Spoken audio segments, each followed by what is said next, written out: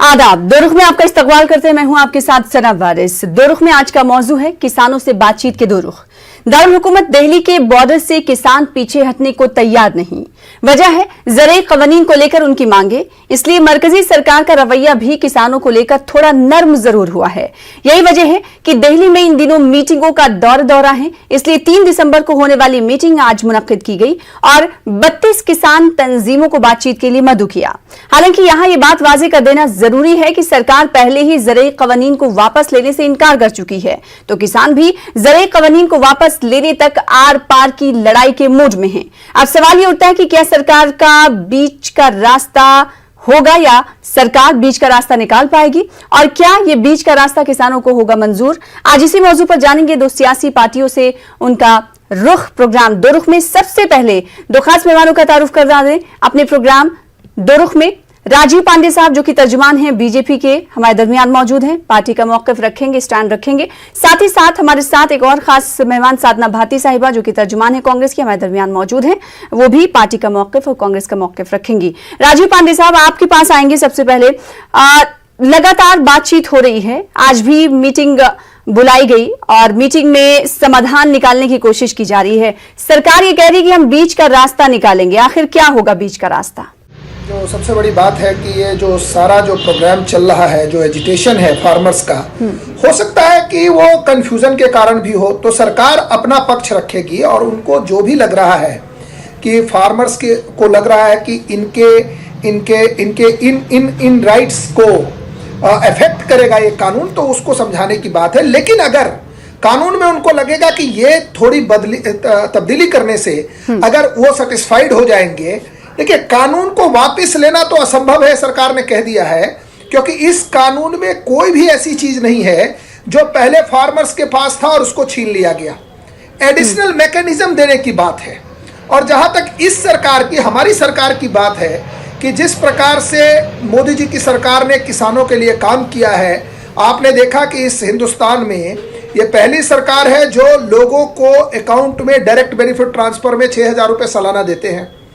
आपने देखा किस तरीके से पेंशन स्कीम है, किस तरीके से यूरिया के लिए कांग्रेस सरकार के समय में किसानों को लाठी खानी पड़ती थी, आज यूरिया नॉर्मली अवेलेबल है।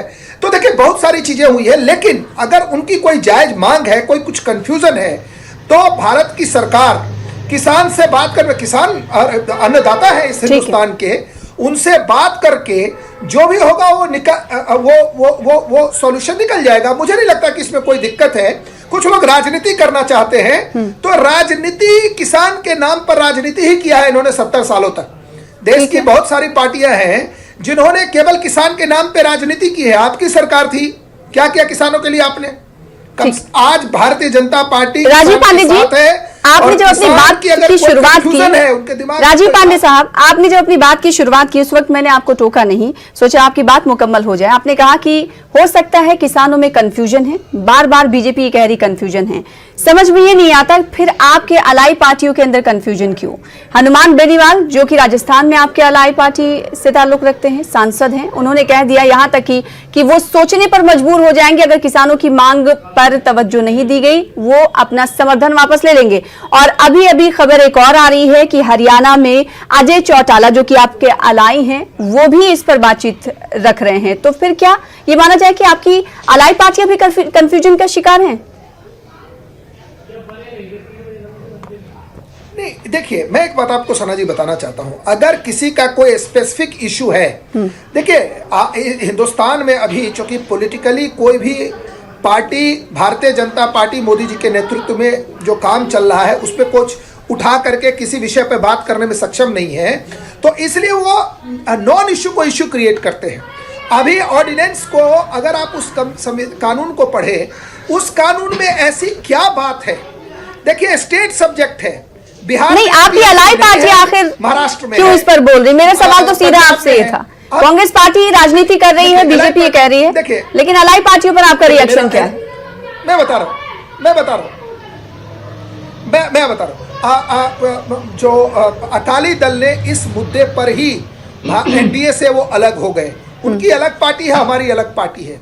हम देश के किसानों के साथ हैं, हम अपनी एलआई पार्टी से भी बात करेंगे। अगर उनके दिमाग में भी कोई कंफ्यूजन है तो उसको हम दूर करने की कोशिश करेंगे। और कोई विषय अगर किसान से बात करने पर अगर हम लगता है सरकार को कि ये किसान के हित में है तो सरकार इसीलिए बात कर रही है ना। आपने कहा ना आज किसान से बात हो रही है ना। अगर कोई ऐसा विषय है जो किसान के हित में है तो ये सरकार 100 डिसीजन ऐसा लेगी जो किसान के हित में होगा। ठीक है, तो बार बार आप जबानी तौर पर ये कह रहे हैं, लेकिन किसान ये कह रहे हैं कि एमएसपी लिखित रूप में गारंटी की जाए। साधना भारती साहिबा आपके पास आना चाहेंगे। आपको मौका बहुत दिया मैंने, राजीव साहब आपको बहुत मौका दिया, आपके पास लौटूंगी। साधना भारती साहिबा, आखिर किसान ऐसा क्या मांग रहा है कि मरकजी सरकार देने को तैयार नहीं? देखिए, सबसे पहले तो उम्मीद करूंगी, मैंने बहुत इत्मीनान से भाजपा के प्रवक्ता को सुना है, मुझे भी शांतिपूर्ण तरीके से सुनेंगे। कांग्रेस की राष्ट्रीय प्रवक्ता होने के साथ साथ मैं किसान परिवार की बेटी भी हूं और आज सबसे पहली बात ये मैं पूछना चाहती हूं कि ये बार बार ये बात कह रहे हैं हम किसानों के साथ हैं, किसानों के फायदे में है ये बिल। अगर ये कानून किसानों के फायदे में है तो फिर किसान इतना गुस्सा क्यों है? क्यों किसान सड़कों पे उतर कर आ गया? आपने जब इस अध्यादेश को जब बिल में बनाकर इसको पारित किया, जब कानून बनाने की आप प्रक्रिया में थे, तब भी कई सांसदों ने इसमें हस्तक्षेप करने की कोशिश की, इसकी खिलाफत करने की कोशिश की गई, लेकिन आपने सुना ही नहीं किसी का, क्योंकि आप किसी की सुनना ही नहीं चाहते। आप हिटलरशाही तानाशाही करते हैं। देखिए, मैंने मात्र 5 साल की उम्र में 13 अगस्त 1999 को संसद भवन पर हजारों किसानों के साथ उनकी बेटी के रूप में उनकी समस्याओं का समाधान के लिए एक धरना और आंदोलन किया था और गिरफ्तारी दी थी संसद भवन पर। और उस समय भी अटल सरकार की, भाजपा सरकार को ललकारते हुए कहा था मैंने कि आप किसानों की लागत और मेहनत का उचित दाम दिलाइए। जब जब भाजपा सत्ता में आती है तब तब किसानों पर कहर ढाती है। एक प्रधानमंत्री हुए थे लाल बहादुर शास्त्री जी, जिन्होंने जय जवान और जय किसान का नारा दिया। एक प्रधानमंत्री हुए नरेंद्र मोदी जी, जिन्होंने देश के जवान को आज देश के किसान के विरुद्ध लाठी डंडे आंसू गैस के गोले बरसाने के लिए दिल्ली के बॉर्डर पर खड़ा कर दिया। उन्हें दिल्ली ना आने दिया जाए, इसीलिए सड़कों में गड्ढे किए जा रहे हैं, फर्जी केस किसानों पर लादे जा रहे हैं, और जो आंदोलन कर रहे हैं उन किसानों को भाजपा नेता खालिस्तानी बताते हैं। आदिवासी आंदोलन करे भाजपा की जन विरोधी नीतियों के खिलाफ तो ये उनको नक्सलवादी बताते हैं। अगर कोई छात्र और बुद्धिजीवी आंदोलन करे तो वो टुकड़े टुकड़े गैंग के सदस्य बताए जाते हैं। कोई अल्पसंख्यक आंदोलन करे तो फिर ये उसको पाकिस्तानी कहलाते हैं। अरे भाजपाइयों, क्या सिर्फ मोदी मोदी कहलवाने वाले ही देशभक्त कहलाते हैं क्या? आज ये समझना पड़ेगा मोदी सरकार को कि आज अगर किसान चिल्ला रहा है, बौखला रहा है, तो किसान की सिर्फ एक सबसे बड़ी मांग है कि आप एमएसपी को लिखित में लागू कीजिए। अब भाजपा के प्रवक्ता हर चैनल पे आकर यही कहते हैं कि हमने मौखिक कह दिया है। अरे मौखिक आपने कहा था 15 लाख आएंगे, मौखिक कहा था 2 करोड़ नौकरी आएंगी, मौखिक कहा था आपने कि सबको काला धन वापस आएगा तो सबको पैसा मिलेगा, कुछ नहीं हुआ ना। मौखिक कहा था बनारस को क्यूटो बनाएंगे, कहा था गंगा साफ हो जाएगी। अरे आपके मौखिक कहने पर कौन भरोसा करेगा? तो जब देश के प्रधानमंत्री वहां झूठे बन जाते हैं तो इनके प्रवक्ताओं पे हम कैसे भरोसा करें? अब दूसरी चीज ये कह रहे हैं हम वार्ता करेंगे। पहले इन्होंने 3 दिसंबर का समय दिया, अब आप आज मिल रहे हैं। कभी कहते हैं बुराड़ी मैदान में आ जाइए। जब जब किसानों का आंदोलन देश में हुआ है तब तब नेताओं ने जाकर किसानों के पास बातचीत की है। ये इतनी अहंकारी सरकार है, पहले ही कह दिया हम तो कानून वापस ही नहीं करेंगे। अरे संविधान में 100 से अधिक संशोधन हो चुके हैं। भूमि अधिग्रहण बिल जब आप लेकर आए थे तब सोनिया जी सहित कई विपक्षी दलों ने संसद से राष्ट्रपति भवन तक मार्च करके आपका भूमि अधिग्रहण बिल जो किसानों के विरुद्ध था उसको वापस कराया था। क्या किसानों के लिए कर दिया है? आप कह रहे हैं मनरेगा हम लेकर आए, किसानों का 75,000 करोड़ रुपए का कर्जा हमने माफ किया था बुंदेलखंड में जब किसान आत्महत्या कर रहे थे। आज आपके शासन में किसान बेहाल है। आज जब से आई मोदी सरकार किसानों पर बढ़ गए अत्याचार। तो बंद करो ये अत्याचार और किसानों की बात को समझिए। किसान देश का अन्नदाता है और अपने गलत निर्णयों को वापस करें, एमएसपी को लिखित में लागू करें। और ये मांग खुद मार्च 2011 में प्रधानमंत्री जो आज देश में मोदी जी है, उस समय गुजरात के मुख्यमंत्री थे, उन्होंने मनमोहन सिंह जी से एमएसपी की गारंटी की मांग की थी। तो जब आप खुद पूर्ण बहुमत में है तो क्यों नहीं करना चाहते? सीधी बात है, इनकी नीयत साफ नहीं है। ये चंद उद्योगपतियों की जेबें भरना चाहते हैं, जैसे काला धन वापस लाकर भरने का काम इन्होंने किया। ठीक है, राजीव पांडे साहब, पिछले साल दिसंबर पर अगर हम नजर डालें तो उस वक्त भी आंदोलन हो रहा था। हालांकि वो आंदोलन सीए को लेकर था और कोरोना भी था। उस वक्त सरकार की तरफ से ऐसी कोई पेशरफ्त नहीं हुई थी, लेकिन इस बार जब किसान सड़कों पर हैं तो सड़क पर बैठे किसानों को मनाने की तैयारी सरकार कर रही है। तो क्या ऐसा ये माना जाए कि सरकार कहीं ना कहीं बेबस जरूर हुई है किसानों को लेकर, और सरकार को ये लगने लगा है कि इस बार मुद्दा हाथ से अगर निकल गया तो किसान नाराज हो जाएंगे और उनको मनाना बेहद जरूरी है? तो क्या ये लगता है कि कुछ अच्छी पेशरफ्त किसानों के हवाले से इस बार होने वाली है? सरा जी, पहले मैं 2 बातें कहना चाहता हूं जो मैं कंप्लीट नहीं कर पाया था। देखिए, एक बात है ना, आपने कहा किसान आंदोलन कर रहे हैं, देखिए, आप देख रहे हैं कि एक पंजाब से किसान आए हैं जहां पर कांग्रेस की सरकार है, और किस प्रकार से कांग्रेस पार्टी और आम आदमी पार्टी, चूंकि पॉलिटिकली तो बीजेपी से फाइट कर नहीं सकती है, तो इस प्रकार से वो कर रहे हैं। देखिए, जब भी कोई प्रदर्शन होता है, कोई भी प्रोटेस्ट होता है, तो उसमें जो एंटी सोशल एलिमेंट है वो उसमें एंटर करते हैं। फार्मर्स को कोई खालिस्तानी नहीं कह रहा है, फार्मर्स हमारे अन्नदाता है, हम खाना खाते हैं उनकी वजह से। मैं खुद फार्मर किसान का लड़का हूँ। आपके कई प्रवक्ताओं ने कहा, मेरी खुद की डिबेट में कहा, झूठ तो मत बोला करें। प्रोटेस्ट में नहीं, आप झूठ मत बोलिए, आप बात कीजिए, मैं आपको टोकूंगी नहीं। ये बीच में बोल, बात करने दीजिए, ये बीच में बोल रहे हैं साधना साहिबा, आपको वक्त दूंगी। अरे देखिए, ऐसा है, नहीं मैं टोकूंगी नहीं, लेकिन झूठ ना बोले ना, नेशनल टेलीविजन नहीं देना चाहता, मेरी बात सुनिए। हाँ। नहीं, आप बीच में, अरे बात है कि मत दे भैया, आप धमकाइए मत ना टेलीविजन पर। इंट्रोडक्शन आप प्रवक्ता है, मैं भी प्रवक्ता हूँ, इंट्रोडक्शन नहीं देना चाहता।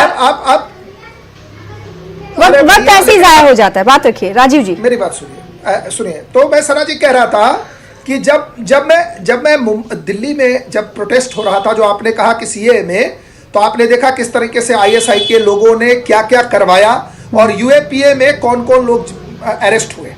जब टुकड़े टुकड़े गैंग है, आपने देखा उमर खालिद जेल में है। आप कल ही न्यूज में चल रहा है कि किस प्रकार से सहला रशीद टेररिस्टों के साथ साठगांठ था, उनके पिताजी बता रहे हैं। कन्हैया कुमार यूएपीए में चुनाव लड़ा देते हो, संसद में बिठा देते हो, और यहाँ बातें करते हो टुकड़े टुकड़े गैंग की। देश को सबसे ज्यादा तोड़ने वाले आप लोग खुद हैं। आप यहाँ बिना बात की बातें मत करें। ये बताइए, एमएसपी लिखित में लागू होगी कि नहीं होगी? ये डाइवर्जेंट रूल का फॉर्मूला अपनाना बंद कीजिए, देश को तोड़ना बंद कीजिए, ये फेंकना बंद कीजिए। नहीं, आप एमएसपी नहीं चिल्लाना। एक सेकंड साधना साहिबा, एक सेकंड। राजीव जी एक सेकंड। पंजाब का आपने नाम लिया, हरियाणा का नाम नहीं लिया। बड़ी तादाद में हरियाणा और पंजाब से और उत्तर प्रदेश के बॉर्डर पर भी बैठे हुए हैं, तो आप सिलेक्टिव क्यों हो रहे हैं? मैं बता रहा हूं, मैं बता रहा हूं, जनता ने इनको ऐसी हालत में पहुंचा दिया है ना कि अभी बिहार में कुछ दिन पहले इनकी हालत वही हुई। 20% इनका स्ट्राइक रेट था। जनता इनको डस्टबिन में डाल चुकी है। सरकार बेबस हुई या नहीं किसानों के दबाव से? किसानों की सुनेगी ना सरकार? राजीव, अरे ये क्या बातें करते हैं? ये आप मुद्दे पे बात करो ना। लोकतंत्र में जीत और हार तो चलती रहती है। आप भी तो दो सांसद थे एक टाइम पे, बड़े ना तो बढ़ना कब होगा? लोकतंत्र की सुंदरता है। ये किस बात पे आप बात करें? इस पर टॉपिक पे डिबेट चल रही है क्या? एमएसपी पर बात करो। ये बताओ, एपीएमसी हटाने की बात आपने की, बिहार में क्या हाल हुआ? इस पर बात करो। ये बताओ, मैं बता रहा हूँ, किसानों के मसले को कैसे हल करेगी सरकार? राजीव पांडे साहब, एमएसपी बड़ा सवाल एमएसपी की बात हल हो। सना जी, मैं आपको कह रहा हूं कि यह विषय बहुत जल्द खत्म हो जाएगा। भारत की सरकार एमएसपी के लिए प्रतिबद्ध है। प्रधानमंत्री जी ने कहा है, पार्लियामेंट में जो बात कही जाती है ना, पार्लियामेंट में हम लोग वो नहीं है कि बड़ा पेड़ गिरता है तो धरती में कंपन होती है। हम लोग जो पार्लियामेंट में करते हैं वो कहते हैं। हमने 370 हटाया, हमने सीए ठीक है, मुद्दे से भटक रहे हैं। ठीक है, साधना भारती साहिबा, मेरा सवाल आपसे ये है कि बीजेपी लगातार ये इल्जाम लगा रही है कि जब ये ऑर्डिनेंस लाया गया था उस वक्त मुखालिफत नहीं हुई थी, और हम ये जानते हैं कि कोरोना उस वक्त पीक पर था, लेकिन सितंबर में जब पार्लियामेंट में ये पेश किया गया था तो बीजेपी लगातार ये कह रही है कि जिस वक्त इन्हें एहतजाज करते हैं, अब तो किसानों की ये वरगला रहे हैं। देखिए, बीजेपी कहती नहीं है, बीजेपी तो लगातार झूठ बोलती है। आप भी जानते हैं, आपके चैनल पर भी डिबेट हुई थी, कई और चैनल्स पे भी हम गए थे, और जब ये वोटिंग हो रही थी संसद भवन के अंदर, उस समय भी कई सांसदों ने ये कहा था कि हमें वोटिंग करके करना है, वॉइस से हम वोटिंग नहीं करना चाहते। तब तो इन्होंने सांसदों की सुनी नहीं। क्या धरने पर नहीं बैठे सांसद? ये बीजेपी तो झूठ बोलने की काम करती रहती है, और इनकी आदत पड़ गई है फेंकने की। अभी ये कह रहे हैं मोदी जी ने जो कहते हैं वो करते। अरे क्या कर दिया उन्होंने? जो कहा उनके कहने पर ही तो भरोसा नहीं है देश की जनता को, क्योंकि वो मोदी जी सिर्फ कहते रहते हैं। ये मोदी सरकार सियासत का कैसा एहसान करती है कि एक तरफ तो आंखें छीन लेती है और दूसरी तरफ चश्मे दान करती है। तो देखिए, आप किसान कह रहा हो कि अगर देखना है मुर्दा तो चलकर एक किसान देख लो, और कुर्के की डिग्री पे देख लो, और जनता आशीर्वाद देती है। ये मोदी सरकार का फरमान देख लो, तो ये मोदी सरकार किसान विरोधी है, मजदूर विरोधी है, नौजवान विरोधी है, रोजगार दे नहीं सकते, और राजीव साहब, हम किसानों की बात नहीं कर रहे हैं, इटली के किसानों की नहीं, हिंदुस्तान के किसानों की बात कर रहे हैं। और जाहिर सी बात है दूसरे ममालिक के लोग आज के हमारे हिंदुस्तान के किसानों पर रिएक्शन दे रहे हैं। साधना भारती साहिबा, एक सवाल मैं आपसे करना चाहूंगी, आपके पास आऊंगी राजीव जी। साधना भारती साहिबा, एमएसपी तो पहले भी नहीं थी, एमएसपी की गारंटी पहले भी नहीं थी कानून में, फिर इतना जोर क्यों आप लगा रहे हैं? या फिर किसानों की जो ये मांग है ये किस हद तक जायज है? किसानों की मांग बिल्कुल जायज है। एमएसपी की गारंटी की बात हमेशा उठती रही, हमने पंजाब में की है ना कि अगर एमएसपी से नीचे कोई खरीद करेगा तो उसको सजा का प्रावधान किया ना हमने अपनी सरकारों में, तो अगर हम कर रहे हैं। दूसरी बात, सबसे बड़ा मुद्दा तो ये उठता है कि जो नरेंद्र मोदी जी 2011 में खुद मनमोहन सिंह जी को एक रिपोर्ट सौंपते हुए ये कह रहे थे कि आप एमएसपी की गारंटी का कानून बनाइए, जब वो खुद पूर्ण बहुमत की सरकार में आ गए हैं तो उसको नहीं बना रहे हैं और किसानों से सीधे ये कह देते हैं कि हम तो इसमें बदलाव नहीं करेंगे। अरे जब आपको बदलाव ही नहीं करना है तो वार्ता के लिए बुला क्यों रहे हो, ये भी बता दो। ठीक है राजीव जी, जब केंद्र सरकार के तीनों कानून के खिलाफ पंजाब और राजस्थान सरकार कानून ला सकती है, एमएसपी के हवाले से उसमें प्रावधान जोड़ सकती है, तो आखिर केंद्र सरकार ऐसा क्यों नहीं कर सकती? नहीं, मैंने आपको शुरू में ही कहा कि ये जो स्टेट सब्जेक्ट है, आप एमपी महाराष्ट्र से, मैं भी आपके शो में जुड़ा हुआ हूं, मूलतः मैं बिहार से हूं, कि वहां पर एपीएमसी है, मार्केट सरकार कर रही है। कांग्रेस की सरकार बढ़ा दे और अपना, देखिए बीजेपी ने कह दिया कि एमएसपी कभी नहीं हटेगा, तो नहीं हटेगा, पहली बात। हाँ, तो कांग्रेस ही करती रहेगी, तो आप से क्यों बात कर रहे हैं? कांग्रेस पार्टी क्या चाहती है? भारतीय जनता पार्टी ये हल्ला सुन लेते हैं। साधना साहिबा, ऐसे वक्त भी जाया हो जाता है, बात भी नहीं हो पाती है, और सरकार का पक्ष सुनना, सरकार का मौक़िफ़ सुनना बहुत जरूरी हो जाता है। तो किस तरह की बात कर रहे हैं? ये कांग्रेस पे ही डिपेंड है आज भी। बताता हूं, जनता देखिए, फाइनली सना जी, हम डेमोक्रेसी में हैं, हम कोई हिटलर शाही में नहीं है, लेफ्टिस्टों की सरकार नहीं है, जनता का सरकार है, आपका और हमारी सरकार है। नहीं, चुनाव होता है और जो हम काम करते हैं उसके हिसाब से प्रतिशत मिलता है। अब देखिए बीच में बोल रहे हैं, देखिए फिर बीच में बोल रहे हैं, इनका काम देखिए, इन्होंने कुछ किया नहीं। आप अपनी बात रखिए, वो नहीं बोलेंगी, मना कर दिया है, अलाउ नहीं है। आपको कुछ रियासती सरकारें अगर एमएसपी को जोड़ सकती हैं अपने कानून के जरिए, ओन कानून ला सकती हैं, तो मरकजी सरकार इसमें तब्दीली क्यों नहीं कर सकती? साधना साहिबा, एक सेकंड, राजीव जी। नहीं,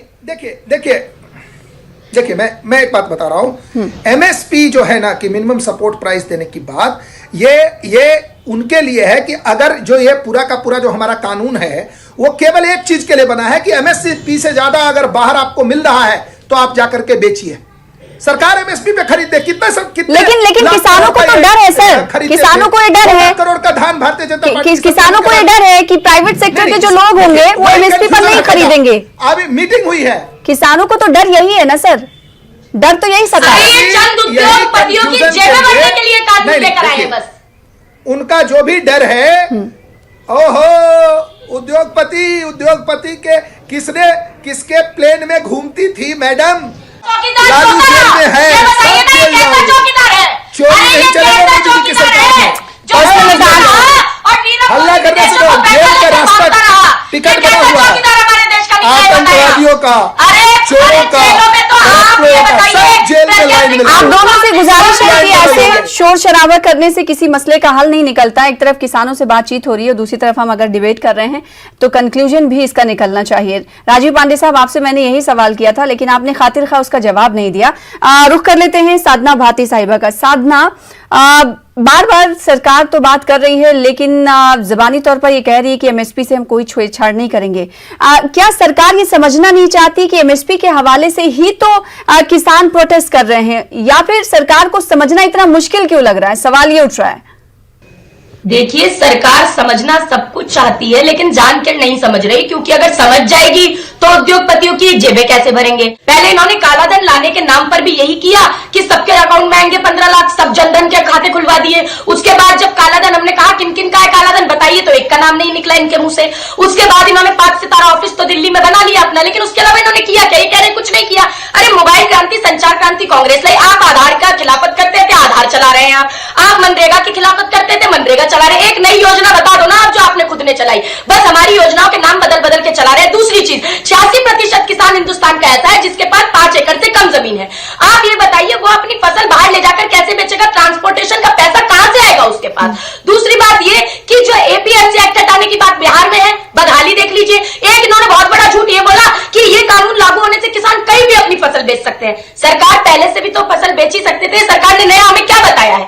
तीसरी चीज ये बार बार एक चीज बोल रहे हैं कि एमएसपी की गारंटी है, गारंटी। हम कह रहे हैं अगर आपको परेशानी नहीं है, आप उसको लिखित में लागू क्यों नहीं करना चाहते, ये आप बताने का काम करें। क्योंकि जब तक वो लिखित में लागू नहीं होगा उसे कानून में कैसे माना जाएगा? लिखित में तो लागू होना चाहिए। और हम आशंकाएं क्यों ना जताएं गलत की, जब ये कानून भंडारण को आपने असीमित कर दिया। अगर भंडारण असीमित कर देंगे तो कालाबाजारी बढ़ जाएगी, उद्योगपति और बड़े व्यापारियों को फायदा होगा। एक गुजरात की पेप्सिको कंपनी ने किसानों पर इसी तरीके से केस कर दिया था और उसके बाद कई किसान संगठनों को आगे आना पड़ा, तब किसान बच पाए। ये बताइए किसान फसल उगाएगा कि कोर्ट कचहरी में जाके केस लड़ेगा? क्या करेगा किसान? किससे अपनी आवाज उठाएगा? तो ये तो किसानों की खिलाफत करने का किसान विरोधी बिल है। पहले भी भूमि अधिग्रहण का काला कानून लाए थे, अब फिर से काला कानून लेकर आए हैं। पहले भी हमने भूमि अधिग्रहण बिल वापस कराया था और सड़क से संसद तक, संसद से सड़क तक आवाज उठाई थी और अब भी कांग्रेस पार्टी को उठाएगी और किसान उठा रहे हैं। मेरा एक ही निवेदन है कि ये भारतीय जनता पार्टी की सरकार किसानों की बात को सुने और एमएसपी को लिखित में लागू करे।